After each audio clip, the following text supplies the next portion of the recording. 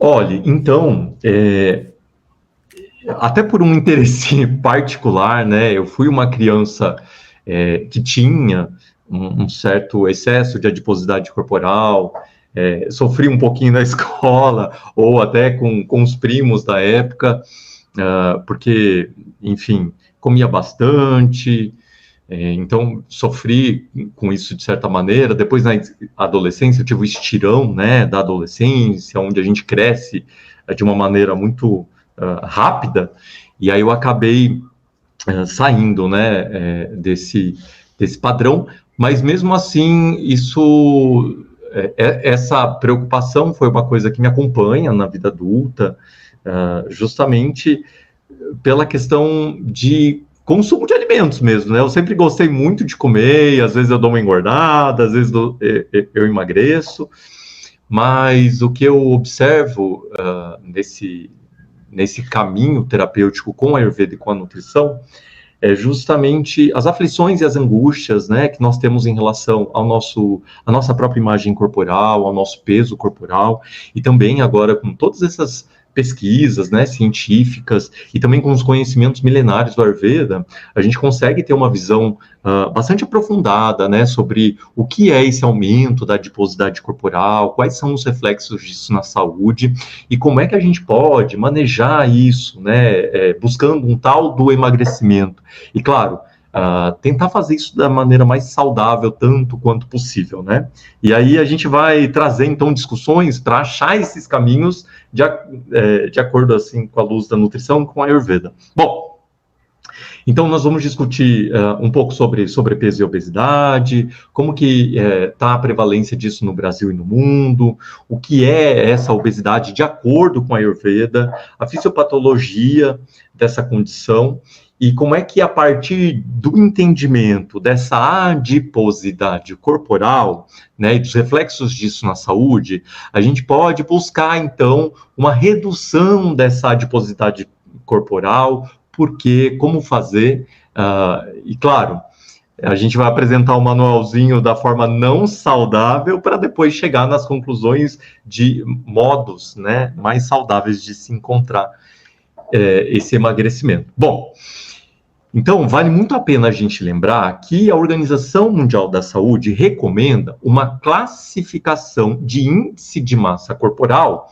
para fazer o diagnóstico de excesso de peso corporal. Bom, então, se a gente, né, dividir o nosso peso pela altura ao quadrado, a gente chega nesse valor numérico, e aí essa classificação vai dizer o seguinte, né, para pessoas adultas, o valor de 18,5 até 24,9 é considerado um peso saudável, acima, né, igual a 25 ou acima, já é considerado excesso de peso corporal.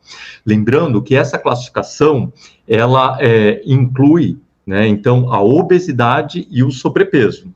Então, acima do IMC valendo 30, a gente já considera obesidade, aí nós temos a classificação de grau 1, grau 2 e grau 3. E lembrando também que quando nós falamos excesso de peso corporal, considerando o índice de massa corporal, a gente está considerando o excesso em relação à massa de adiposidade, né? Então, uma pessoa, por exemplo, que está com MC maior que 25, mas ela tem hipertrofia muscular, a gente não caracterizaria ela como um sobrepeso de excesso de gordura corporal, tá? Só para a gente deixar bem claro aqui. Então, quando nós falarmos de excesso de peso corporal, de sobrepeso e de obesidade, considerando o IMC, é pensando no excesso de adiposidade corporal, tá bom? Bom, e aí aquela pergunta importante, né? Será que o aumento da adiposidade corporal, será que o aumento da gordura corporal, ela é considerada uma doença? Né? Será que existe a tal da obesidade não adoecida ou não patológica? Veja, essa é uma pergunta que tem intrigado, né, os cientistas da área da saúde no mundo todo, mas existe um consenso, né, das grandes organizações de saúde de que a obesidade é sim uma doença pela fisiopatologia, pela forma como ela altera o metabolismo e as consequências a ela associadas. Então, vamos discutir um pouco melhor isso. Então, Uma coisa que é bem importante a gente pensar é que, via de regra, a maior parte dos indivíduos obesos que a gente conhece, eles têm o que a gente chama de obesidade primária, ou seja, é o aumento da adiposidade corporal em decorrência do aumento da ingestão de calorias frente ao gasto energético da pessoa. Então, a quantidade de calorias que aquela pessoa gasta ao longo do dia não é suficiente para contrabalancear a ingestão calórica da pessoa, né? Então, a pessoa está ingerindo mais calorias do que ela consegue metabolizar ao longo de um tempo, e isso vai, então, se acumulando, esses nutrientes, como carboidratos, proteínas e lipídios, armazenados na forma de gordura corporal. Essa gordura corporal, ela se deposita em várias regiões do corpo, com uma certa predominância na região abdominal. Depois o Ayurveda vai explicar um pouquinho para a gente como é que isso acontece.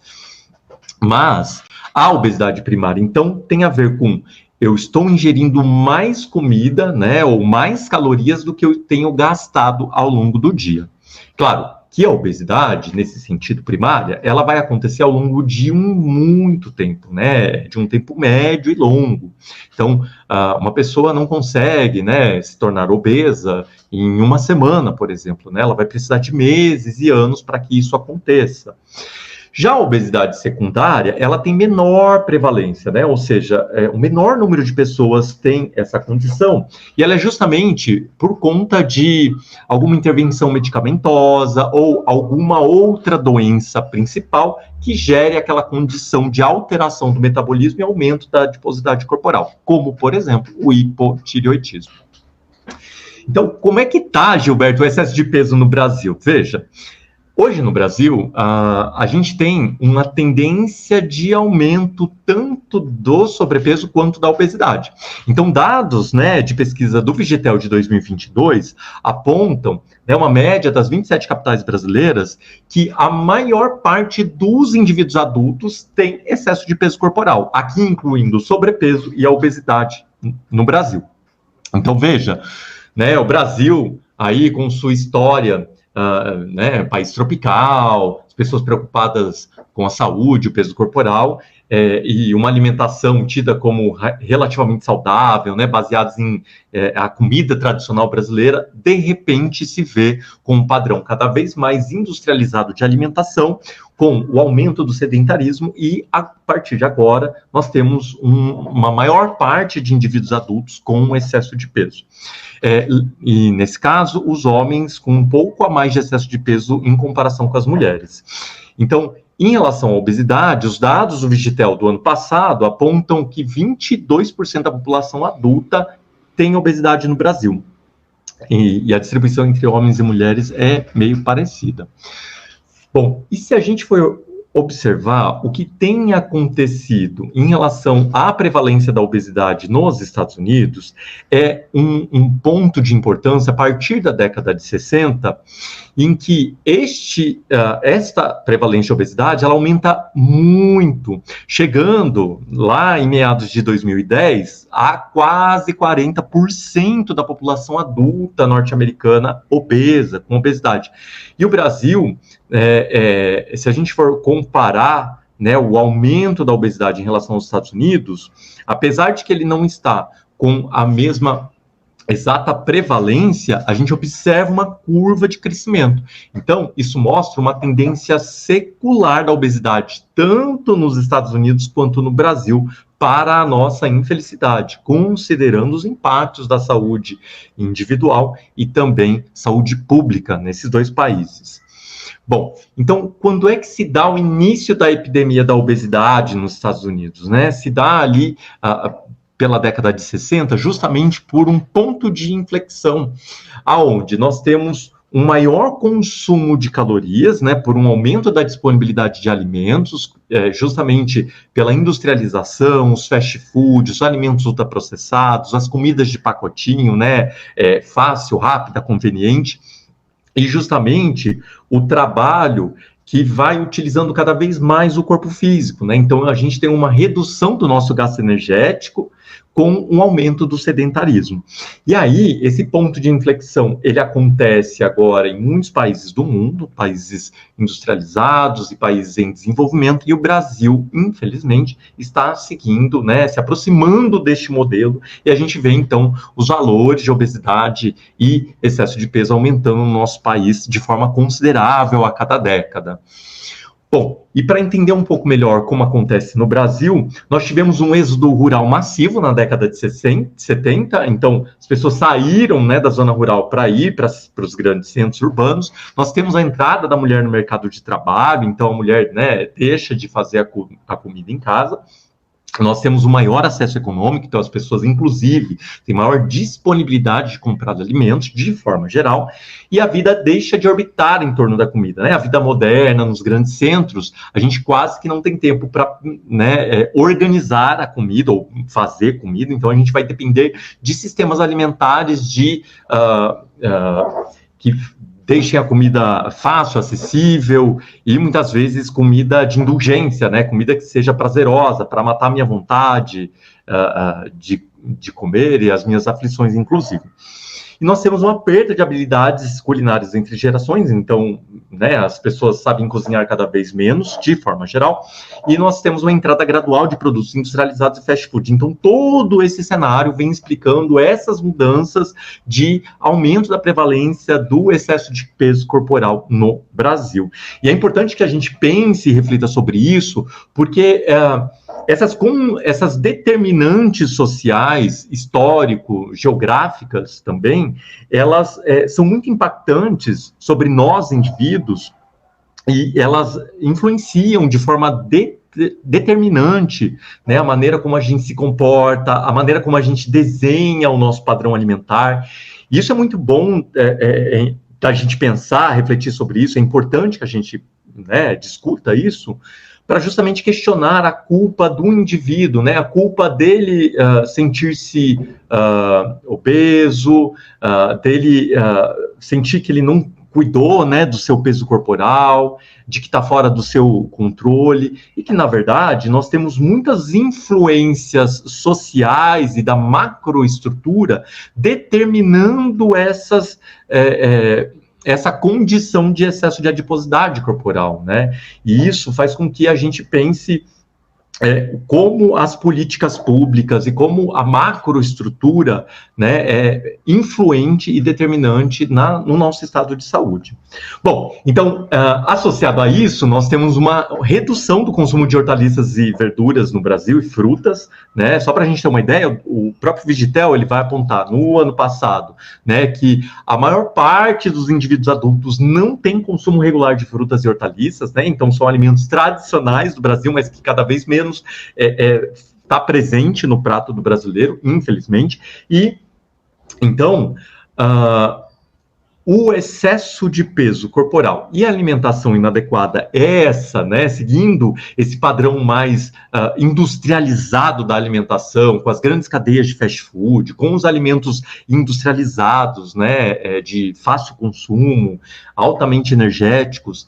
Então, esses fatores associados a tabagismo, sedentarismo, respondem pelo desenvolvimento de doenças crônicas, como doenças cardiovasculares, câncer, diabetes mellitus, doenças respiratórias crônicas, e a gente já tem hoje, né, que a maior parte dos óbitos no mundo são causados pelas doenças crônicas. Então, desde 2010, né, os dados apontam que 63% das mortes são causadas por essas doenças, sendo que a alimentação, o sedentarismo e o excesso de peso são fatores de risco para essas condições de saúde. Então, aqui a gente consegue, entendendo aos poucos, os reflexos do excesso de adiposidade corporal no impacto da saúde da população. E o excesso de peso, que inclui o sobrepeso e a obesidade, é fator de risco para essas doenças, incluindo cardiovasculares, hipertensão, acidente vascular cerebral, diabetes, câncer de colo, reto e mama, cirrose, gota, osteoartrite, apneia do sono, entre outras. Justamente porque os estudos apontam que o excesso da adiposidade corporal provoca um estado inflamatório no organismo, né? Então, muitos mecanismos metabólicos são alterados em função do excesso da gordura corporal, né? E esse excesso promove um estado inflamatório, né, que a gente chama de inflamação crônica de baixa intensidade, que dia a dia, mês a mês, ano a ano, vai lapidando, ou melhor, vai degradando a saúde, causando uma série de desordens e se associando com outros desfechos negativos, como, por exemplo, o diabetes, né? A gente sabe que a prevalência do diabetes é muito maior em indivíduos que têm o excesso de peso. Bom, dados, esse estudo de 2014 aponta que naquela época, né, estima-se 1 bilhão de adultos com sobrepeso e 475 milhões de adultos com obesidade. A gente sabe que hoje esse valor é muito maior.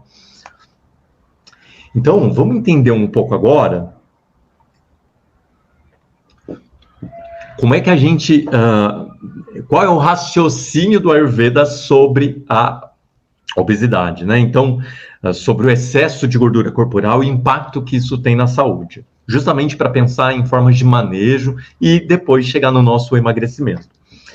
Bom, então, o Ayurveda vai descrever que o corpo humano é constituído de 7 sistemas de tecidos corporais, né? Então, o Shaptadhatu. Então, esses 7 tecidos corporais, eles são nutridos basicamente pelo alimento que a gente, da nossa dieta, né? Então, a gente come, o trato digestório, o nosso costa faz a digestão, e a partir disso, nós temos a nutrição, a formação, né, do primeiro tecido corporal, dentro do Ayurveda, que é considerado o Rasa. Rasa, a gente pode associar na nossa medicina ocidental como linfa sanguíneo, justamente porque ele porta os nutrientes que vieram da digestão dos alimentos. Então, esse Rasa, essa linfa, de acordo com a Ayurveda, é capaz de suprir as necessidades nutricionais para a produção do Rakta, que é a fração vermelha do sangue. E aí, a partir disso, nós temos uma nutrição processual e gradativa entre um tecido corporal e outro. Então, o Rasa, que é a linfa, nutre o sangue, que nutre o tecido muscular, o Mamsa, que nutre o tecido adiposo, que é o Meda, que nutre o tecido ósseo, o Asti, que nutre o Madhya, a medula, que nutre o Shukra, que é o tecido reprodutor.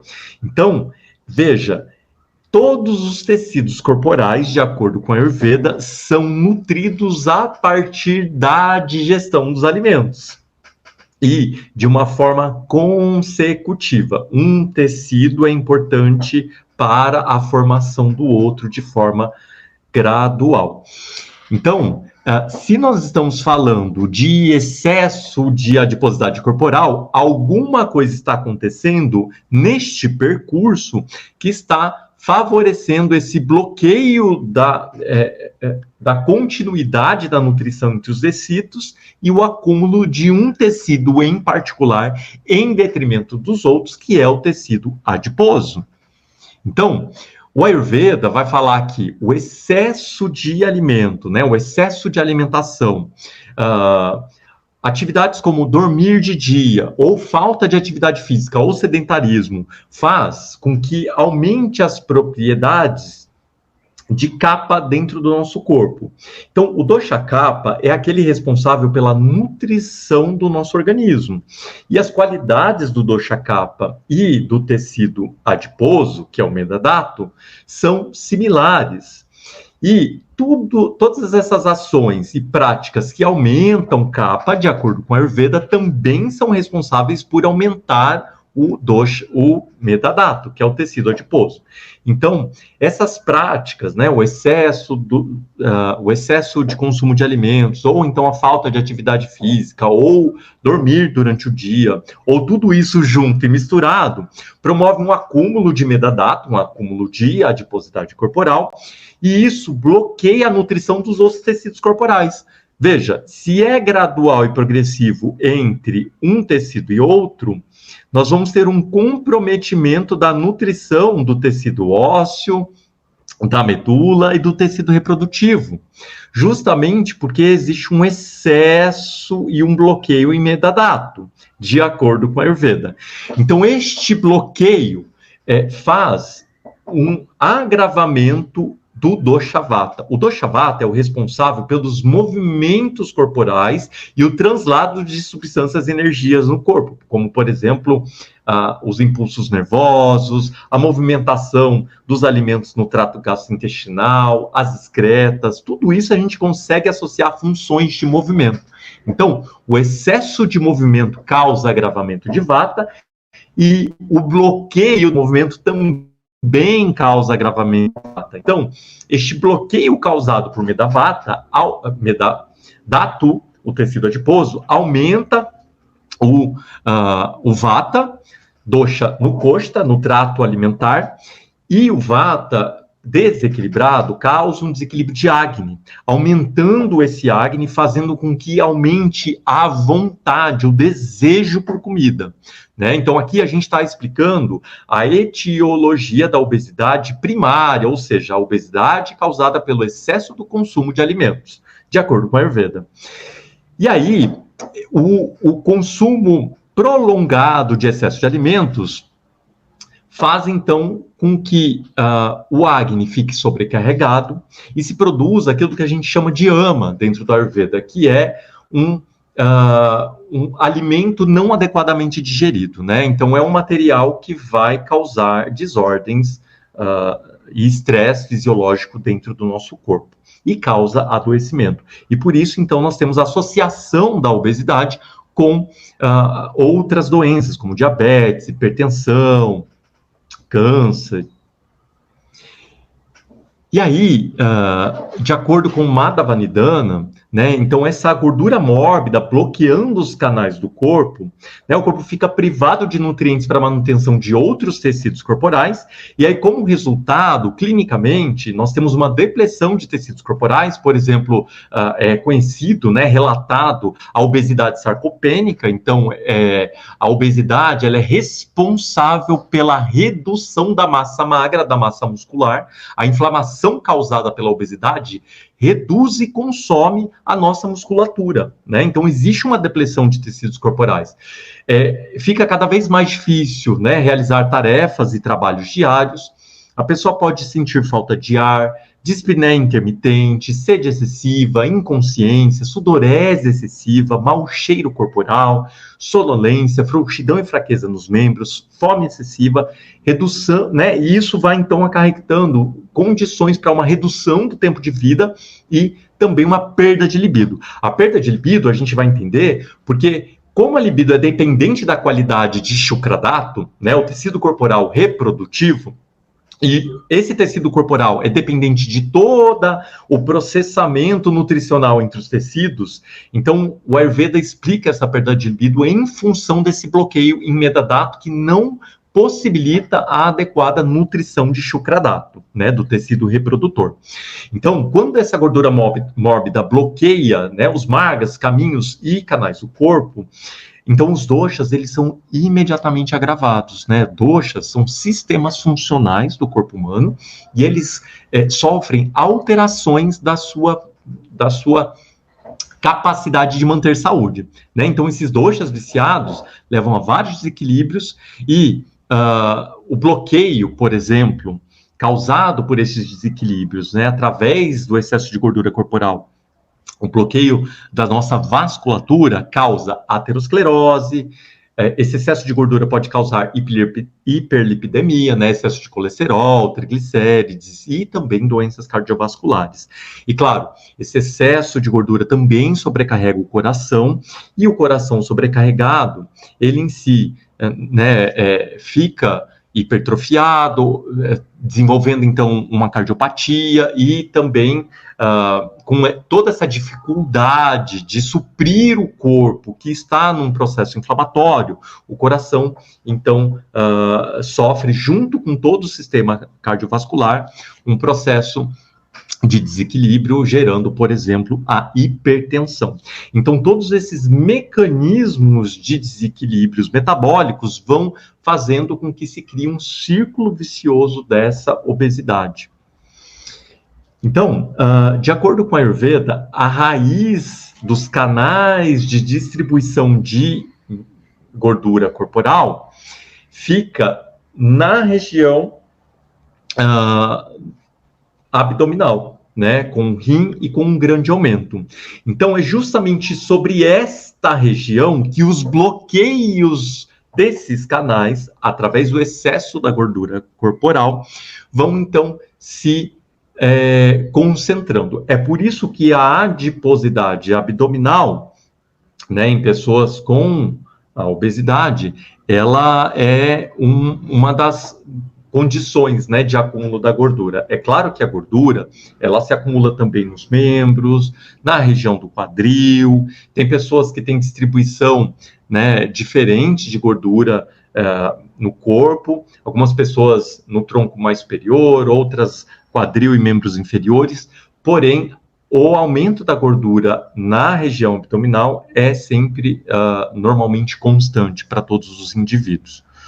Bom, então, para a gente entender um pouquinho melhor, o Ayurveda vai usar, né, essa concepção do indivíduo, né, que está anatomicamente obeso ou aparentemente obeso, e ele vai chamar então isso de estáulia ou de estula, né, essa condição anatômica do excesso da adiposidade corporal. E o desequilíbrio que essa gordura provoca é, então, descrita dentro desse termo, medoroga, né? Então, roga significa doença, desequilíbrio, e medo significa gordura. Então, existe um distúrbio no metabolismo de gorduras, justamente essa síndrome em decorrência do acúmulo dessa gordura, e isso pode incluir, por exemplo, né, o excesso de triglicérides, o excesso de colesterol no sangue, e não necessariamente a gente está falando da pessoa que fisicamente está obesa, né? Então, medoroga é um conceito ayurvédico que está implicado com o metabolismo de gorduras. E é claro que os indivíduos obesos, né, vão enfrentar esse tipo de condicionante dentro do organismo dela. E esse medo vride, esse aumento patológico da gordura, é em relação à depressão dos outros tecidos. Como a gente falou, proporcionalmente à gordura, ela promove a desnutrição de outros tecidos importantes, como, por exemplo, a musculatura. E o hridiroga, né, a doença cardíaca, a doença cardiovascular, ela está intimamente associada à medoroga, né, a essa condição de excesso ou de distúrbios do metabolismo de gordura, justamente porque o coração é responsável, né, pela distribuição de sangue para a nutrição dos tecidos. Então, quando este metabolismo nutricional está desequilibrado, o coração vai sofrer consequências, gerando questões sistêmicas importantes e impactos na vasculatura. Bom, então a obesidade, em função, né, dessas consequências na fisiologia e no metabolismo, vai se associando com outras desordens, né, como causa e consequência de câncer, hipertensão, dor crônica, doença cardiovascular, diabetes tipo 2, insuficiência pulmonar, entre outras condições. Bom, e aí, de acordo com a Ayurveda, alimentos que agravam kapha são, então, alimentos responsáveis pelo aumento da gordura corporal, claro, se consumidos em excesso e numa condição de já obesidade instalada. E, nesse sentido, faz sentido, de acordo com a Ayurveda, evitar ou consumir menos esses alimentos num padrão alimentar de emagrecimento. Então, os atributos de capa são similares ao tecido adiposo, como a gente já havia conversado. Então, por um princípio de similaridade, toda vez que nós consumimos queijos, carnes e frituras, nós temos um aumento de capa e isso, consequentemente, favorece o aumento da adiposidade corporal. Então, sorvete, chocolate, iogurtes e laticínios em geral e alimentos com sabor doce, azedo e salgado. Lembrando que apesar de que doce, azedo e salgado podem ser encontrados em alimentos naturais, isso vai ter um impacto cada vez maior quando nós utilizamos esses sabores em alimentos ultraprocessados, em fast food, e que não tenham uma densidade nutricional. Então, não só alimentos, mas também existem hábitos que agravam capa e, portanto, vão contribuir para a obesidade de acordo com a Ayurveda. Como beliscar comida constantemente, não fazer atividade física, dormir em cama muito macia, sono e cochilo prolongado durante o dia, né? A gente sabe no Ayurveda, de acordo com a Ayurveda, dormir de dia não é adequado para a saúde, para a obesidade, tá? Claro que tem condições que é muito importante que a pessoa possa dormir de dia, por exemplo, se a pessoa está acidentada, né, passou por uma cirurgia, ou crianças, ou idosos, ou estiver muito calor, aí sim a gente pode até tomar um soninho, um cochilo durante o dia. Mas, para pessoas que estão lidando com a questão do emagrecimento, dormir de dia é contraindicado, segundo a Ayurveda. Beber álcool e água fria. A gente já vai discutir a questão do álcool daqui a pouquinho. Bom, outras condições concorrem com o agravamento de capa, por exemplo, o uso de esteroides, deficiência gonadal, e algumas dessas condições, elas têm a ver com obesidade secundária, ou seja, não é a causa primária da ingestão de alimentos. A menopausa também tem um impacto pela redução, né, de hormônios sexuais femininos, né, com alteração significativa no metabolismo. Então, as mulheres, elas vão, né, se deparar com essa situação nessa fase do climatério e, a partir disso, justamente alterando o perfil do metabolismo, e aí a gente tem um aumento da prevalência do excesso de peso nas mulheres após essa época, e comer em excesso por habituação familiar ou cultural, tempo de tela e consumo de bebidas açucaradas. A gente sabe que os refrigerantes, né, são alimentos assim que ajudam muito no excesso de gordura corporal, aumento do apetite quando a alimentação se torna fonte quase que exclusiva de prazer na vida. Então, a Ayurveda, essa ciência que fala para a gente buscar formas, né, de satisfazer a nossa vida de uma forma digna, assim, né? Por exemplo, tentar buscar um trabalho que nos preencha, que a gente ame fazer, ou tentar ter relações sociais adequadas, buscar lazer, buscar descanso adequado, então, né, ter contato com a natureza. Então, são práticas que aumentam a nossa percepção de prazer, reduzem o estresse e, dessa forma, possibilitam que a gente negocie com a alimentação como fonte de prazer. Negocie no sentido de não ficar tão dependente dela, né? Então, o manejo do lazer, o manejo do estresse, o manejo da ansiedade, né, via contato com a natureza, via prazer no que a gente faz, né, tentar encontrar o nosso dharma,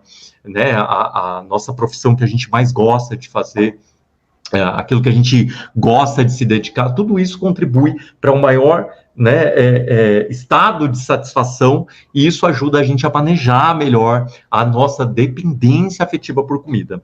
E, claro, condições emocionais de depressão, ansiedade, medo e insegurança também causam, né, podem estimular o aumento da ingestão de alimentos na obesidade. Por isso que é tão importante a gente cuidar das nossas emoções. Bom, e aí, de acordo com a Ayurveda, nós temos várias estratégias terapêuticas, né? Uma delas é a redução de alimentos fonte de sabor doce ou de carboidratos refinados, né? E alimentos que agravam capa, como aqueles que a gente falou.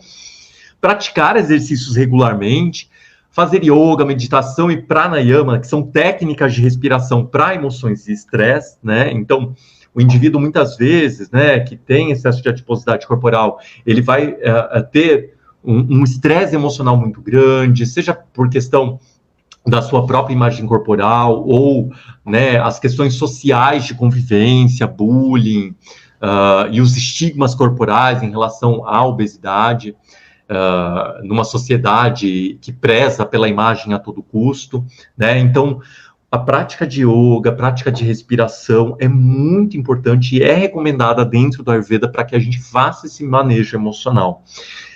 Existem muitas plantas que podem ajudar para qualificar a digestão e também melhorar a função de Medo-Agni, né, que é o Agni associado ao tecido adiposo, melhorando, né, o metabolismo de lipídios no corpo, melhorando e protegendo o metabolismo hepático, qualificando, por exemplo, a respiração, que são condições necessárias para o manejo do indivíduo obeso. E existem técnicas corporais, como o do Artha, na massagem com pó de plantas, existem técnicas dentro, né, do Panchakarma e práticas de jejum que podem ser aplicadas sempre com assessoria profissional, né? Bom, alguns auxadas, algumas fitoterapias, algumas plantas ou medicamentos naturais podem ser utilizados, né? A gente pode usar tricato, de acordo com o Dr. Vasant Lad, né, que é gengibre, pimenta longa, pimenta preta com água morna, imediatamente após as refeições, para qualificar a função respiratória. Nós podemos usar uma infusão de cominho coentro, sementes de cominho coentro e funcho, como digestivo e carminativo. E tomar uma colherzinha de mel com água morna de banho logo após acordar, também para esse controle da adiposidade, para melhoria do metabolismo. Fazer uma depuração intestinal com consumo de tripalá, com uma xícara de água morna, 30 minutos antes de dormir. Mas veja, todos esses desenhos terapêuticos, eles devem ser organizados, né, de forma profissional dentro de um plano terapêutico global de saúde para um indivíduo que busca o emagrecimento. Lidar com emoções, como a gente falou, é super importante, então é absolutamente central fazer um acompanhamento psicoterápico. E uma questão é sobre se o álcool engorda, né? Então, será que o álcool engorda? Por que a gente está falando dele? Porque, veja, a ingestão de álcool é muito prevalente nas sociedades, né? No Brasil é muito alta, né? A maior parte dos indivíduos adultos já, né, 70% dos indivíduos da região metropolitana de São Paulo já fizeram uso de álcool alguma vez na vida ou de forma corrente. Então, só para você ter uma ideia, nos Estados Unidos, o álcool é o terceiro maior fornecedor de calorias, depois apenas do pão branco e dos doces. Então, o álcool em si, ele é muito consumido em vários países do mundo. E o álcool, ele tem um valor calórico, né? Então, esse valor calórico, inclusive, é maior que os próprios carboidratos, né? Cada grama de álcool fornece 7 quilocalorias. Então, o que acontece? Qual é a grande questão do consumo do álcool para quem está buscando emagrecimento? O álcool, ele é diferente de outros nutrientes, como carboidratos, lipídios e proteínas, porque ele é tóxico para o corpo e ele precisa ser destoxificado imediatamente. E essa destoxificação produz como produto final o acetato. O acetato no nosso metabolismo entra depois, através da acetilcoenzima A no ciclo de Krebs, produzindo energia. Então, o acetato é uma ótima fonte de energia e inibe a queima de gorduras, né, causando, por exemplo, o aumento de gordura hepática, né, que é a esteatose hepática, que é uma condição grave de saúde, e favorecendo também a obesidade. Então, o álcool engorda, Gilberto? O álcool engorda. A gente sabe que para os alcoolistas graves, né, as calorias do álcool acabam substituindo as refeições, mas para quem faz consumo habitual de álcool, né, e está buscando emagrecimento, aí tem-se um acréscimo de calorias que vai favorecer, né, o aumento da adiposidade corporal. E os alimentos processados que você falou tanto, né, Gilberto? O que acontece com ele? Alimentos ultraprocessados são esses industrializados que recebem vários aditivos químicos e normalmente são sobrecarregados de açúcar, gordura, sal e compostos, né, que estimulam o consumo, como corantes, aromatizantes, realçadores de sabor, adoçantes. Então, tudo isso faz com que a gente tenha um super desejo, né? São alimentos de alta palatabilidade. E, então, faz com que a gente tenha um alto consumo, né? Ninguém consegue comer uma única bolachinha recheada. A gente quer comer 30, porque é muito gostoso. Então, o consumo de alimentos ultraprocessados acaba substituindo alimentos de verdade, né? As frutas, verduras, legumes, o arroz com feijão, que justamente são esses alimentos de verdade que protegem contra a obesidade e as doenças crônicas não transmissíveis. Então, a substituição cada vez maior de alimentos ultraprocessados, né? A entrada deles na nossa alimentação uma das questões que promovem o aumento da prevalência da obesidade e sobrepeso no Brasil. Então, justamente porque eles têm mais açúcar, mais gordura, menos proteína, menos fibra, e dão menos saciedade, fazendo com que a gente tenha um excesso da ingestão calórica através desses alimentos. Bom, então, olha só que interessante, né? É muito famoso esses 12 passos para emagrecimento, ou então os 12 passos para a gente deixar de fumar, ou então 12 passos, né, para a gente ter uma vida ativa. E aí, então, vamos ver os 12 passos para o emagrecimento não saudável. A partir de agora que a gente já tem um olhar um pouco mais aprofundado sobre como é que o Ayurveda enxerga a questão do acúmulo da gordura corporal. Bom, a primeira delas, para você ter um emagrecimento não saudável, é emagrecer por conta própria sem acompanhamento profissional. Então, assim, eu vou, né, pegar algum guru aí da internet, vou ler uma revista qualquer e vou seguir, então, conselhos não profissionais ou vou seguir ideias mirabolantes da minha cachola para fazer emagrecimentos. Então, sem acompanhamento profissional.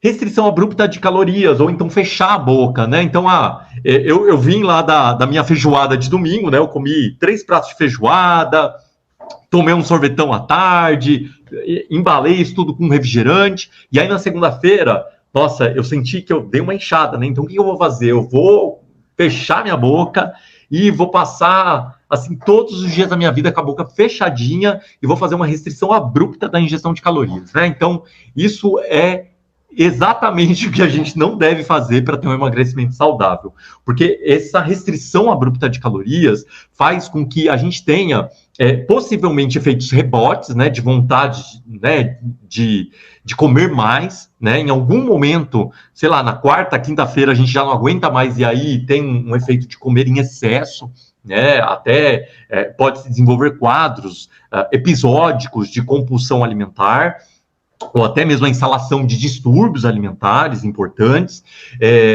e a restrição abrupta de calorias, ela também causa uma alteração do metabolismo, reduzindo o metabolismo basal, ou seja, a gente fica mais eficiente em gastar calorias, a gente gasta menos, né? Então, na próxima vez que tiver ingestão alimentar, a tendência é o aumento da adiposidade corporal, né? Então, não é legal fazer essa restrição. Então, restrição hídrica, né? A gente sabe que a água tem peso, como, né, toda substância tem massa e ocupa lugar no espaço, a água também tem massa, então se eu deixar de tomar água, eu desidrato, portanto eu emagreço. Olha que legal, né? Então, portanto, vamos parar de beber água, que aí eu vou emagrecer. É isso. Tomar diuréticos, laxantes e outros medicamentos por conta própria. O diurético vai no mesmo sentido de desidratar o corpo. Os laxantes, eles vão promover uma má absorção de nutrientes, né? Então, um excesso de evacuação, e aí a gente perde calorias nesse efeito dos laxativos, e também uso de medicamentos que controlam o apetite, por exemplo, anfetaminas, né? E claro, sem respaldo médico nenhum, tá? Tudo sem indicação ou prescrição profissional. É claro, né? A gente vai experimentar o emagrecimento, mas a que custo fazendo isso?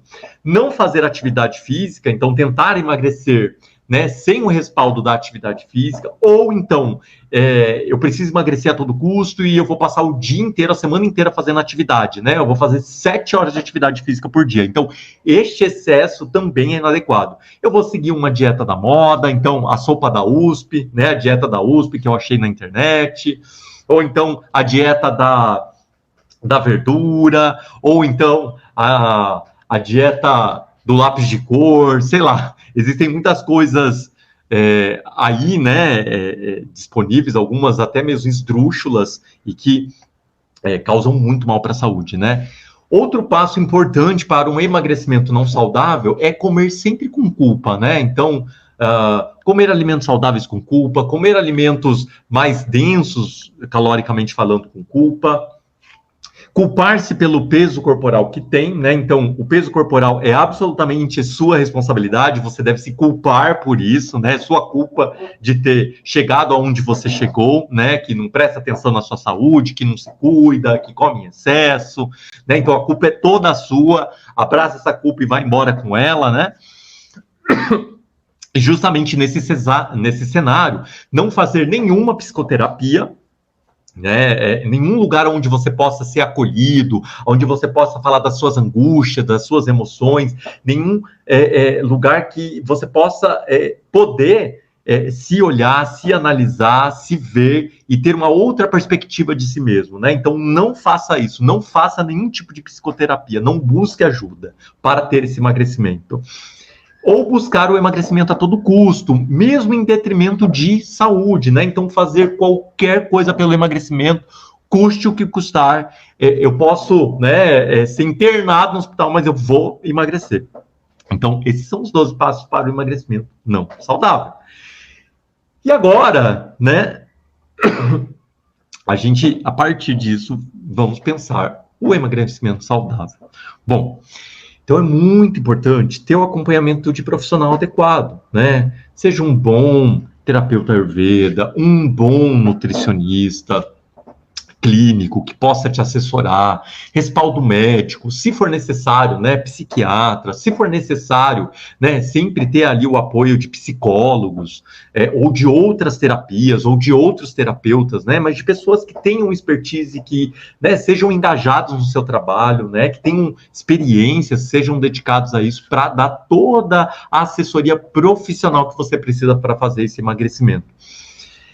O outro passo é justamente fazer a psicoterapia, para você ver justamente aonde estão os seus gargalos, as suas arestas, suas angústias, em que esse peso corporal implica na sua psique, nas suas emoções, como é que você lida com a sua autoimagem corporal e como que negocia com você mesmo as fontes de prazer na vida, como é que você lida com as frustrações. Então, fazer psicoterapia é muito crucial para que a gente consiga, né, toda a assessoria para emagrecimento saudável. Buscar rede de apoio psicossocial. Então, é muito importante que nós possamos contar com pessoas, né, confiáveis, seja ela profissionais ou amigas, que a gente possa mostrar as nossas vulnerabilidades, ser ouvidos, poder ter lugar de escuta, né, ter lugar de fala, de compreensão, né, poder contar com esse apoio. Então, buscar essa rede é fundamental. Fazer manejo de estresse e ansiedade, então, é aquilo que eu falo muito com os meus pacientes, olha, se você tiver alguma atividade eletiva, que você não, um compromisso eletivo, ou seja, você pode não fazer, não faça, né? A única coisa que não é eletiva no Ayurveda é o descanso, é o lazer. A gente precisa de descanso, a gente precisa de lazer. Ah, Gilbertinho, então, mas tá tudo bem, eu me mato o ano inteiro, eu tiro uma férias de 20 dias, eu vou para Acapulco, né, e lá eu relaxo, o resto do ano é só tiro, porrada e bomba. Tá errado. De acordo com a Ayurveda, o lazer, ele tem que estar presente ali, ó, distribuído na semana. O manejo da ansiedade vai fazer parte da nossa vida quando a gente se permite descansar, ter lazer, ter contato com a natureza, pisar o pezinho na grama do parque, pisar o pé no freio. Então, isso é muito importante para que a gente tenha um emagrecimento sustentável. Fazer transição gradual e progressiva na alimentação, ao invés de fazer cortes abruptos, né? Então, se vai fazer uma redução calórica, por exemplo, de 500 quilocalorias por dia, né? Fazer essa entrada na redução calórica para redução da adiposidade corporal de forma gradual e progressiva. Comer comida de verdade, né? Então, via de regra, só a mudança de hábitos alimentares, centrando a nossa alimentação em arroz, feijão, verduras, legumes, frutas, mesmo sem a restrição calórica, idealmente no começo, ela já é suficiente para qualificar a nossa saúde e trazer melhoras no nosso metabolismo, fisiologia e condição clínica. Fazer refeições estruturadas, né? Café da manhã, almoço, janta, ter rotinas alimentares, tentar ter horários regulares para as refeições, sentar-se à mesa, olhar para a comida, né? Apreciar a comida, tentar mascar de uma forma mais presente, de uma forma mais lenta em relação, né, a comer rápido demais, fazer atividade física regularmente e adaptada à capacidade. Atividade física é crucial para o emagrecimento saudável. Tomar água regularmente, então sem restrição de água, né? A gente tem que investir na nossa hidratação. Cuidar da nossa função digestiva usando fitoterapia, né, usando infusões digestivas, por exemplo, observando os nossos sintomas digestivos e como é que a gente maneja. Se tiver constipação, como é que a gente faz? Vamos comer um pouco mais de mamão, de frutas, chia hidratada, tomar um óleozinho de linhaça, fazer uma infusãozinha digestiva de cominho, coentro e erva doce, e priorizar a saúde acima de tudo, né? O emagrecimento, ele deve servir à saúde. Então, mesmo que a gente não emagreça a priori, mas a gente melhore o nosso autocuidado, melhore a nossa qualitativa, a nossa alimentação, comece a praticar atividade física, mesmo que o corpo não tenha muito presente notório, de imediato, sim, a saúde sendo privilegiada, ela está sendo a gente está se dedicando a ela, está buscando ela, e com certeza isso é muito importante, né? Então, a priorização da saúde no emagrecimento saudável. E, claro, durante todo esse processo, acolher-se de forma honesta mesmo, né? Falar, olha, existem muitas condicionantes de por que eu cheguei aonde eu cheguei, e, acima de tudo, eu vou buscar uma forma de me cuidar, de me amar, de aceitar as minhas próprias limitações quando eu não conseguir fazer aquilo que eu me propunha, mas reconhecendo, né, que eu estou me esforçando, mas também reconhecendo que nem tudo está ao meu alcance e a gente não faz exatamente aquilo que a gente quer na vida, né? Porque existem condições e determinantes sociais e emocionais que estão muitas vezes além do nosso alcance. Então, esse acolhimento é super importante. Aqui estão algumas referências e esse é o meu contato, né?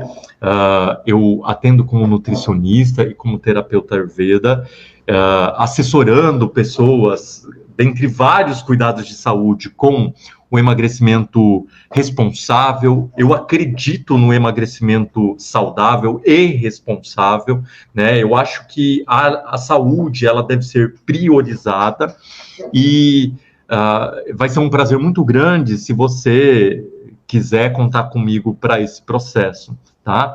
Então, eu estou muito feliz de ter participado dessa discussão aqui na semana de Ayurveda do Instituto Naradeva Shala. E, mais uma vez, eu agradeço o Eric Schultz e todo o Instituto Naradeva Shala, todos os docentes, os Vaidyas indiano, e agradeço você também pela sua participação, pela sua dedicação em estar aqui com a gente nessa 1 hora de live sobre emagrecimento responsável e saudável. Muitíssimo obrigado a você. Câmara, tá me ouvindo? Tô te ouvindo.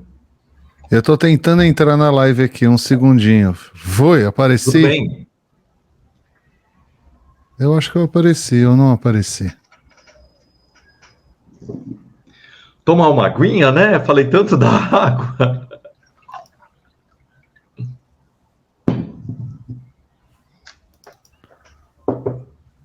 Pronto. Estou aqui. Vamos ler a primeira pergunta? Vamos lá. Tem uma perguntinha aqui que já foi feita no meio da live. Deixa eu ver aqui. Espera um minutinho, pessoal. Eu vou tentar seguir uma sequência. E pessoal que está em casa, eu peço sempre um pouquinho de paciência. Eu leio sempre a pergunta antes, pois eu tenho que lembrar vocês que nós temos também ouvintes que nos ouvem através dos nossos podcasts, pessoas surdas, pessoas que vão ouvir numa viagem, então a gente tem que ler também a pergunta, para que senão a pessoa não vai conseguir entender nada do que a gente vai estar falando. Então a primeira pergunta que apareceu aqui, se apareceu alguma pergunta antes, vocês por favor repitam, agradeceria muito. A primeira pergunta é da Cristiane. Muito obrigado, Cristiane, pela sua perguntinha. E a pergunta dela é... Uai, não está aparecendo, apareceu. A produção de secreção e tosse após as refeições é um sintoma de agravamento de capa? E ela continua. Alguma dica para reduzi-la ou eliminá-la, Kamala? Olha, excelente pergunta, né? No Ayurveda, Cristiane, a gente considera e associa essa característica de secreção justamente pela lubrificação, pela água contida, pelo muco, a gente associa isso ao dosha kapha, sim, né? Então, a refeição tem tudo a ver com kapha, né? Justamente porque são os nutrientes, os alimentos que vão favorecer a produção e a manutenção da ação do dosha kapha no nosso organismo. Então, o que acontece? Isso me soa muito como uma resposta, né, esses sintomas que você relata, uma resposta que pode até ser um refluxo, né? Existem alguns tipos de refluxo, né? Tem um refluxo que é o retorno da acidez do estômago, e a gente vai sentir isso com uma queimação, aqui bem na região, né, entre o esôfago e o estômago, mas essa condição de refluxo, ela pode implicar numa alteração também em vias aéreas superiores. Então, a acidez, ela pode subir e alterar a qualidade, né, das nossas vias aéreas, pode irritar e pode causar secreção. Essa acidez pode causar tosse e pode causar pigarro, pode causar a sensação, né, desse bolo na garganta. E isso, muitas vezes, é um tipo de refluxo. A gente chama isso de refluxo laringofaríngeo e pode ser associado, né, a uma alta ingestão de comida, né, para além do volume da capacidade do estômago, ou excesso de condimentos, excesso de sal, pimenta. Então, vale a pena você fazer uma avaliação, né, com um otorrinolaringologista, se esse é o caso, né, ele vai fazer exames para verificar se se trata um tipo de refluxo laringofaríngeo, mas sim, em relação à eliminação disso, todas as recomendações de comensalidade do Ayurveda são muito importantes para melhorar sintomas associados à digestão. Então, por exemplo, comer em horários regulares, comer volumes de alimentos apropriados à sua capacidade digestiva, né? Então, não comer nem a menos e nem a mais. Tentar fazer com que a comida, né, seja uma boa combinação, uma boa qualidade de comida, né, tanto quanto possível, tentar não comer muito próximo do horário de dormir, mastigar bem os alimentos, né, tudo isso é muito importante para reduzir ou eliminar essa secreção ou tosse, caso ela se trate de um caso de refluxo laringofaríngeo, por exemplo, né. Então vamos para a próxima perguntinha. A próxima pergunta é da Ana. Obrigado, Ana, pela pergunta. E a pergunta dela é: como o Ayurveda explica o efeito no organismo das dietas radicais, que promovem um rápido emagrecimento, porém não sustentável? Essa é a pergunta dela. Perfeito, Ana. Um super abraço. Obrigado pela pergunta, viu? Então, na verdade, assim, o Ayurveda, né, clássico, ele sempre vai falar para tudo que a gente for fazer na vida, que seja de forma gradual e progressiva. Então, eu fiz um desenho de um novo plano alimentar, eu vou fazer alterações na forma como eu me alimento hoje, com vistas no emagrecimento, eu quero fazer uma redução da quantidade e também uma melhora da qualidade daquilo que eu consumo. O Ayurveda vai falar, opa, pera lá, legal, você está com um desenho bom de alteração de habituação alimentar, bacana, mas vamos fazer isso de forma gradual e progressiva. Porque o gradual e progressivo respeita a condição metabólica e fisiológica e a forma como os seus tecidos corporais e até a sua mente está organizada neste momento. Então, é a fotografia do momento, né? Então, neste momento, você está... pode até estar com desequilíbrios, né? Ou desorganizado, mas é a forma como você está vivendo e experienciando a vida neste momento. Se você faz mudanças abruptas, isso, via de regra, tá? Para uma boa parte dos casos, pode causar efeitos colaterais indesejáveis, né? Então, um deles, por exemplo, se você faz uma redução drástica da ingestão de calorias, isso pode afetar fortemente as suas emoções, uma vez que muitas pessoas, né, têm uma relação afetiva muito imbricada com a comida, ou seja, muito dependente da ingestão volumosa de alimentos, né, e alimentos prazerosos de comer, né, muito dependentes dessa ingestão volumosa para poder saciar, né, seus afagos e afetos, e lidar com angústias. Então, esse corte abrupto faz com que esse mecanismo regulatório emocional fique descompensado, e isso pode gerar, por exemplo, um excesso de consumo a posteriori, né, um comportamento episódico compulsivo.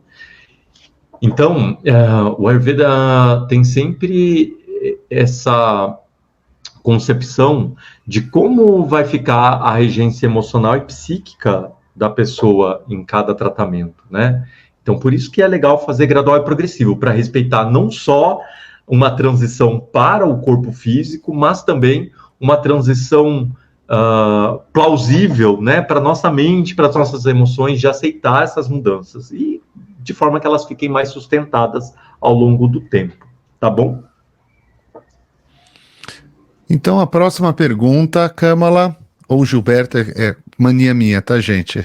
Que é o nome iniciático dele, aí a gente tá acostumado. A próxima pergunta, Kamala ou Gilberto, é a mesma pessoa.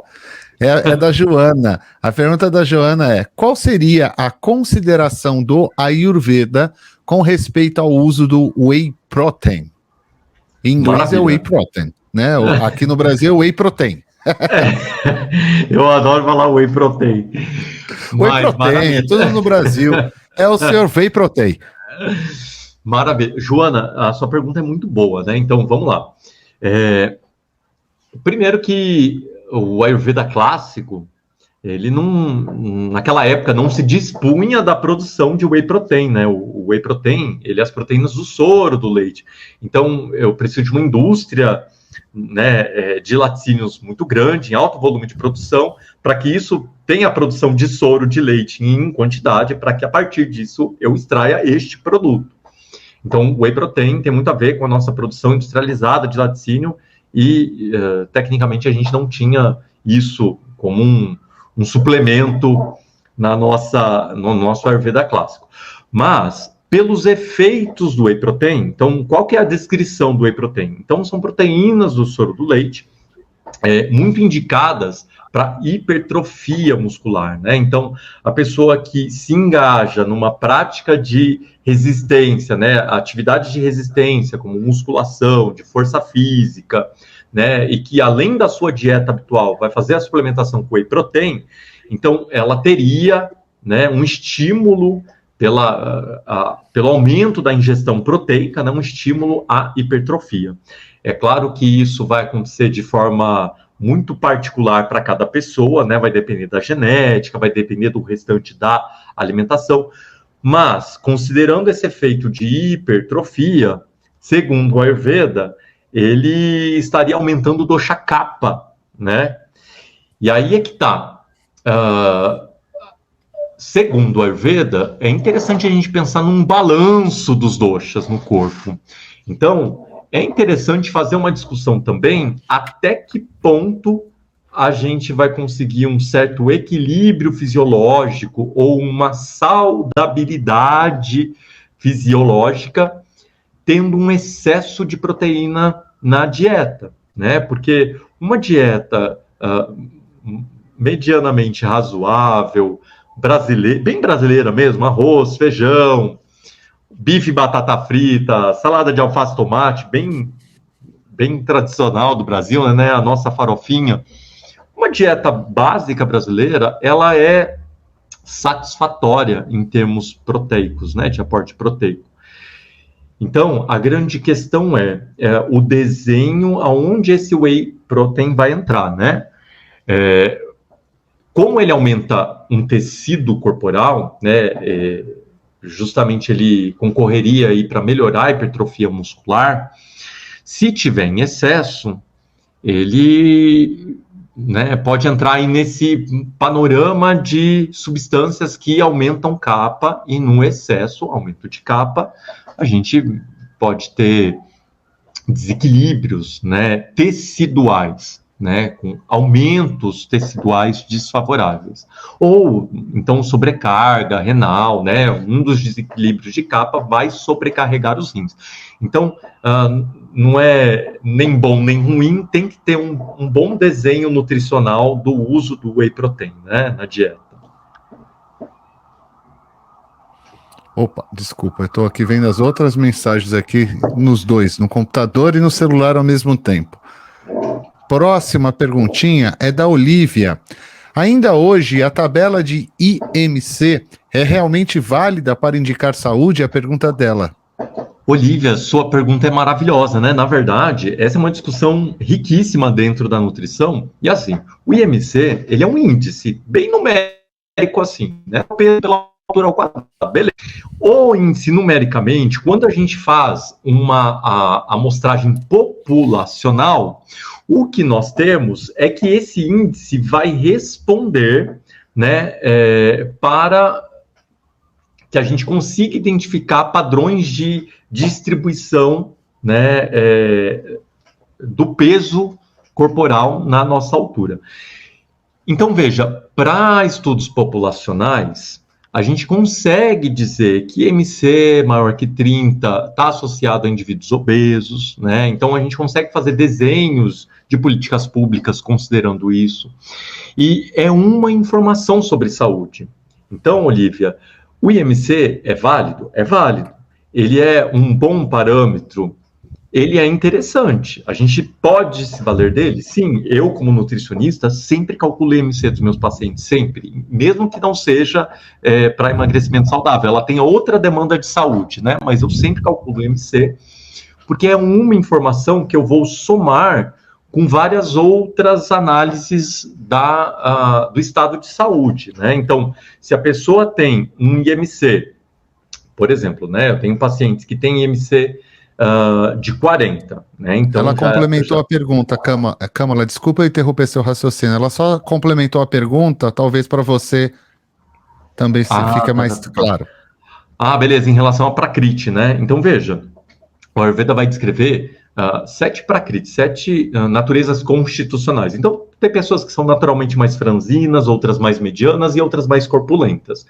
Mas mesmo dentro dessas diferentes, né, compleições, as pessoas ainda assim, né, estão dentro de uma certa faixa de peso, né, considerado saudável, ou dentro de uma certa faixa de IMC. Por isso que a faixa do IMC, né, de peso saudável, ela vai desde dali do limite da magreza até o limite do sobrepeso. Então, ela é uma faixa. Então, nessa faixa, a gente poderia pensar que ela abraçaria todas as prakritis, né? Quando a pessoa está dentro da sua prakriti, ou seja, dentro da sua natureza genética, mas de uma forma saudável, né? Então, uma pessoa vata, por exemplo, que tem um corpo mais franzino, ele pode estar dentro do IMC considerado saudável, mas ele pode ter, de repente, um desequilíbrio e ter uma depressão importante tecidual e ficar emagrecido. Então, ele vai sair desse IMC considerado saudável. Mesmo ele sendo franzino, antes estava saudável, mas agora está mais emagrecido. Bom, o IMC, Olivia, não é uma informação que a gente deve tomar isolada, né? Sempre analisar à frente condição clínica, sintomas que o paciente relata, outros diagnósticos, avaliação bioquímica, né? A anamnese ayurvédica, qualidade da saúde de forma geral. Então, a gente vai trabalhar com ele junto com várias outras informações, tá? Nunca isolado. IMC isolado não serve para nada. Próxima pergunta. Tem mais essa e acho que mais duas, tá? Essa é a pergunta da Maria Claudiana. Tem como fazer um acompanhamento à distância? É a primeira pergunta dela. E ela complementa: estou no climatério, estou com dificuldade para emagrecer. Não estou tomando nenhum medicamento ou suplemento e ela mora no Ceará. Isso, claro que tem. É só entrar em contato com a gente. Então, a gente faz, né, esporte nutricional, acompanhamento nutricional à distância, online. Hoje, acho que a pandemia trouxe muito isso para a gente, né, Eric? De trabalhar online, consultas online. Ainda bem, né? Porque era uma resistência que existia no Brasil ainda. Porque isso já acontecia em muitos lugares do mundo. Também a gente tem que lembrar das dificuldades de internet, que muita gente ainda tem no Brasil, né? Dificuldades que a gente tem total noção, né? Pra gente não é uma novidade. Mas o online hoje veio, né? Agora não sai mais. Que bom, né? Então, Maria Claudiana, pode entrar em contato com a gente, né? Vai ser um prazer poder assessorar você. E justamente o climatério, né? Ele tem uma alteração no metabolismo basal bem importante, justamente pela redução, né, do estrogênio. Então, essa redução causa um impacto hormonal, né, no organismo, e aí passa-se a consumir menos calorias, né? E isso favorece a deposição de gordura, né? Isso é muito comum a partir do climatério. Então, é um ponto de atenção, claro, né? É necessário tomar muitos, né? Tem muitas ações terapêuticas que vão dar suporte para essa condição e cada caso deve ser visto, né, pessoalmente, individualmente, justamente porque cada pessoa, mesmo dentro da mesma condição de climatério, né, vai experienciar isso de uma forma muito única, tá? O Rodrigo tem duas perguntas, eu vou fazer uma de cada vez porque são diferentes, tá? Essa é uma pergunta muito interessante. O Rodrigo pergunta, queria, por favor, saber o que você considera como o limite do emagrecimento, tendo em vista o modismo da magreza e o lance da gordofobia. Assim foi colocado pelo Rodrigo. Rodrigo, nossa, muito boa discussão, né? Então, veja, eu falei aqui da questão da adiposidade corporal, da obesidade, do sobrepeso, mas muito em função de um olhar de saúde global, né? Muito em função dos impactos que isso gera mesmo na saúde, né? Descrito tanto por medicinas tradicionais, como a Ayurveda, quanto até pela nossa medicina moderna, né, ocidental. E então a nossa discussão tem sido muito sobre isso, assim, né? Mas existem muitas discussões importantes a serem feitas. Por exemplo, a questão da estigmatização, né, do indivíduo obeso, e justamente no seu polo contrário, né? Aqui tá o Nico veio dizer um oi para vocês. Justamente no polo contrário, essa busca, né, por um emagrecimento que é excessivo, assim, um emagrecimento que foge da própria, né, adequação nutricional do organismo. Então, a pessoa está se sentindo fraca, a pessoa está alterando o próprio metabolismo basal, a mente dela, né, está mais vaga, a memória está ficando ruim, emocionalmente ela está, né, com vários desequilíbrios.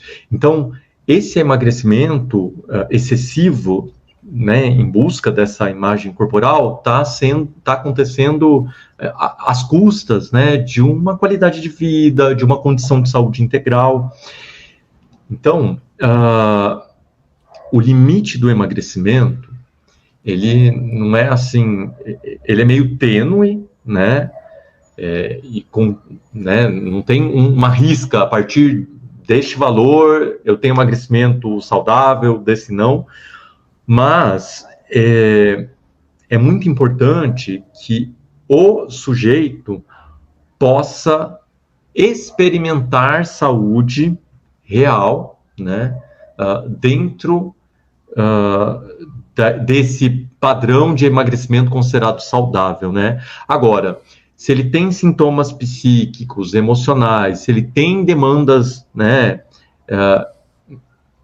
de cuidado, se ele não se sente bem, se ele tem sintomas de saúde, tanto digestiva quanto corpóreas, então esse emagrecimento ele já passou, né, da linha do saudável, né?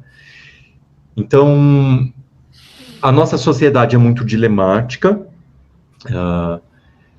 porque existe uma busca muito grande por um padrão de peso ideal, e isso também muda de acordo com cada localidade, né? Então, o Brasil, a gente tem um certo padrão, por exemplo, né, atualmente, assim, existem muitos homens que buscam uma super hipertrofia, né? Então, vão tomar esteroides anabolizantes, e é muito comum, né? Você sai na rua, você vê gente bombada no Brasil, assim. Lá na Itália eu não vi tanto, por exemplo, gente com esse padrão, né? Homens, eu quero dizer. Então, cada sociedade tem, contextualmente, em cada época, os seus ditos padrões de beleza, né? E é muito importante, Rodrigo, que a gente sempre possa ter um olhar crítico sobre esses padrões, o quanto a busca para chegar nesse padrão, seja na hipertrofia muscular, ou seja no emagrecimento, né?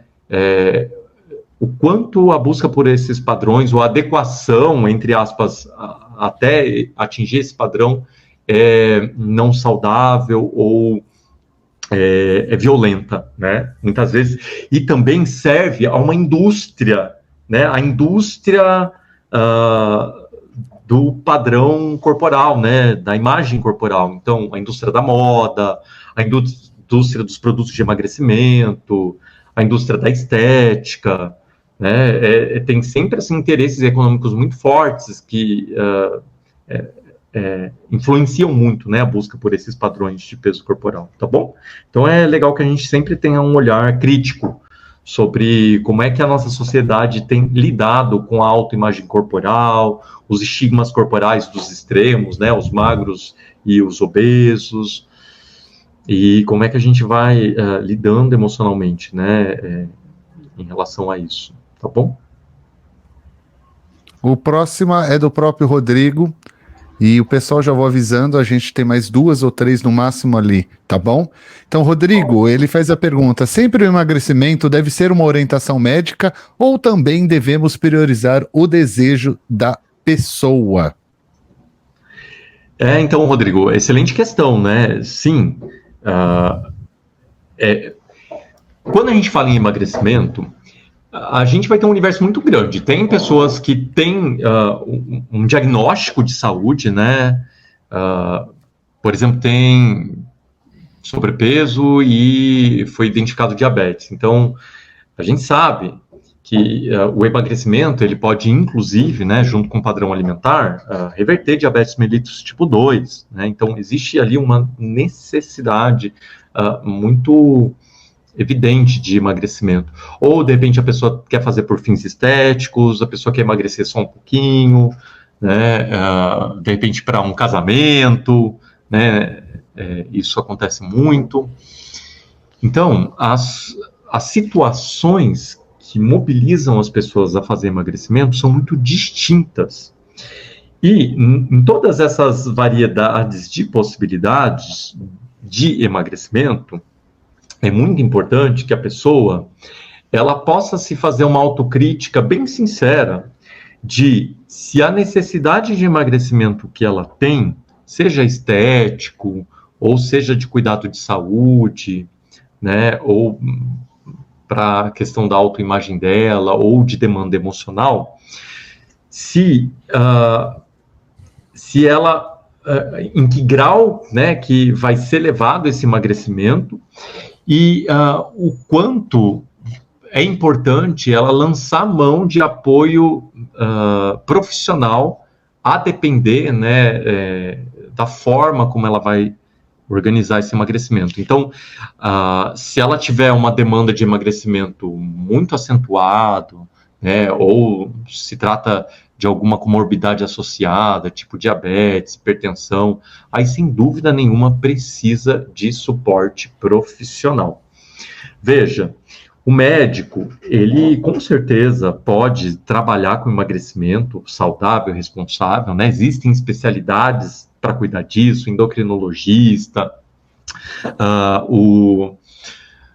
mas não é o único profissional, né? O nutricionista, sem dúvida alguma, deve assessorar emagrecimento saudável, os psicólogos, os terapeutas ayurvedas, né? Eu vou levantar aqui a bandeira, né? Então, a Ayurveda vai trabalhar também com toda uma visão global de saúde, né? Com rotinas diárias, rotinas sazonais, regras, né? De comensalidade.